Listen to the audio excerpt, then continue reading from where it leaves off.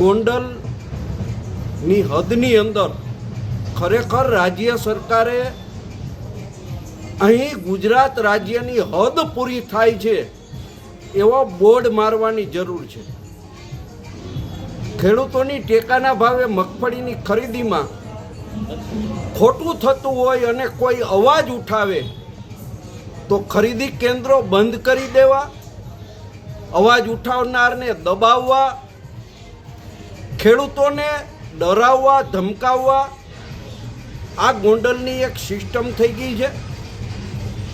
જિગીસાબેને જે કાંઈ વજનની અંદર ખોટું થાય છે એના માટે અવાજ ઉઠાવ્યો તો આજે ચારેય ખરીદી કેન્દ્રો બંધ છે ને એને કારણે ખેડૂતો હેરાન થઈ રહ્યા છે. થોડા દિવસ પહેલાં એક વીસી 200 રૂપિયા લેતો હતો ત્યારે એ ગામ બંધ રાખવામાં આવે, વીસી સામે પગલાં ન લેવા માટે ભાજપના આગેવાનો દ્વારા રજૂઆત કરવામાં આવે. ખરેખર રાજ્ય સરકારે ગોંડલ ગુજરાતના કાયદાની બહાર છે એવા બોર્ડ મારી દેવા જોઈએ. લોકો આ વાત સમજે છે.